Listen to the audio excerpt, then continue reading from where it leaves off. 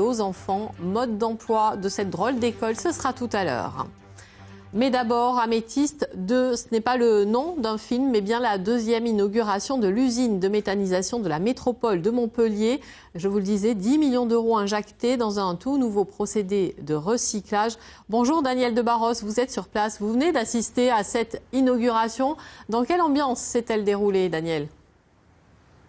Une drôle d'ambiance puisque à l'extérieur, beaucoup de forces de sécurité, un petit peu de tension. On voulait empêcher les manifestants d'accéder au site. Et à l'intérieur du site, beaucoup de sourires. Philippe Sorel, le président de Montpellier Métropole, était présent. Était présent également Jean-Louis Chaussade, le directeur général de Suez qui avait fait le déplacement. Et à l'intérieur, c'était tout sourire.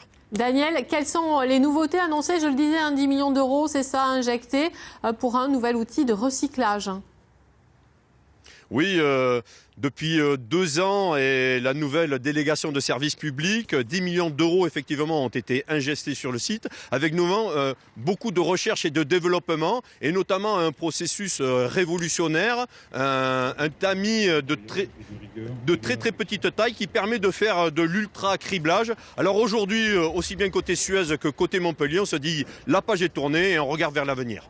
Merci beaucoup Daniel. Voilà pour cette inauguration, voilà pour l'ambiance un peu plus loin et tenus à l'écart. Les riverains, eux, manifestaient. Alors certes, ils n'étaient pas nombreux. Des associations de riverains qui manifestent leur colère, ce n'est pas nouveau. Bonjour Frédéric Vasquez, vous êtes avec nous sur ce plateau. Alors on vient de le voir, il y avait un important dispositif de sécurité. Je crois que vous étiez sur place, vous êtes le président de cette association.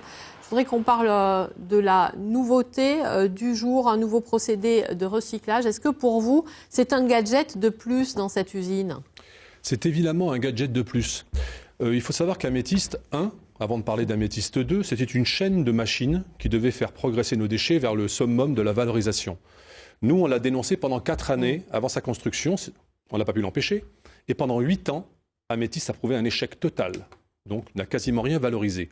Au bout de 8 ans, on nous rajoute un tamis, ce que nous appelons une passoire inclinée, un peu à la manière de l'énumération de Boris Vian. Vous savez, après les gorges de patates et les ventres tomates, on nous met une passoire inclinée et on nous dit qu'à partir de maintenant, tout va être beau. Alors pour vous, c'est un simple tamis qui vaut quand même 10 millions, 51% des déchets valorisés selon Suez, mais pas pour vous, c'est ça? Alors l'argent, je vais vous dire, l'usine a coûté 100 millions à sa construction, des dizaines de millions de fonctionnement pendant les 8 premières années. On vient de rajouter 150 millions pour 10 ans pour la faire fonctionner. C'était le chèque de M. Sorel et Meunier à leur arrivée à la nouvelle délégation de services publics. Donc qu'on mette 10 millions pour acheter une passoire inclinée, ça ne nous étonne pas trop. Le problème, c'est l'utilité que ça va avoir, et nous disons aucune. Parce que quand vous prenez la poubelle grise et que vous la triez mécaniquement, même si c'est plus fin, c'est plus beau visuellement, mais c'est pas moins pollué pour autant. Alors Frédéric Vasquez, ne bougez pas, on va conclure sur cette usine de méthanisation. D'abord, petit retour justement sur ce qui fait débat, ce qui a provoqué votre colère avec Lucas Almels. Pour ces détracteurs, elle serait mal née. L'usine Améthyste, inaugurée en juillet 2008, n'a été réceptionnée par la collectivité qu'en mars 2012. Un décalage de 4 ans dû à une série de dysfonctionnements. Implantée dans un quartier de villas et d'établissements industriels, l'usine se signale par des émissions d'odeurs nauséabondes et des proliférations de mouches qui exaspèrent les riverains. Pour réduire ces nuisances, des travaux sont réalisés. Étanchéité des bâtiments, reconfiguration du système de traitement d'air et ajout d'un 3e biofiltre. En septembre 2010, nouvelle déconvenue. Un incendie accidentel endommage le hall de déshydratation. La réfection des locaux impose une marche au ralenti pendant 18 mois. Une partie des déchets est alors exportée hors du département. Dans un premier temps, le contrat avec l'exploitant initial est résilié, puis réattribué à la même société. Des travaux se sont aussi imposés pour améliorer les performances de l'usine. Mais aujourd'hui, la capacité réelle de traitement de 140 000 tonnes par an est toujours inférieure à celle prévue à sa construction. De plus, la très grande majorité des déchets traités part encore à la décharge ou à l'incinération. Au total, plus de 100 millions d'euros ont été investis par la collectivité pour cette usine.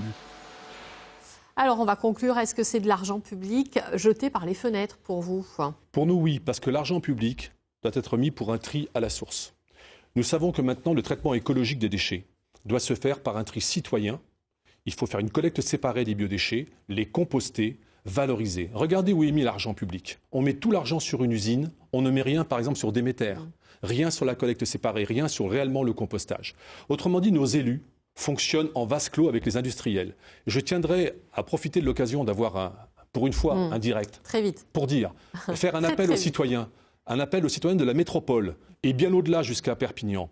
Mobilisez-vous, rejoignez vos associations de terrain qui militent pour le traitement des déchets et ne laissez pas les élus par un blanc-seing je m'excuse de vous continuer à traiter avec les industriels. Effectivement, on a entendu votre colère. Merci d'avoir été avec nous ce midi.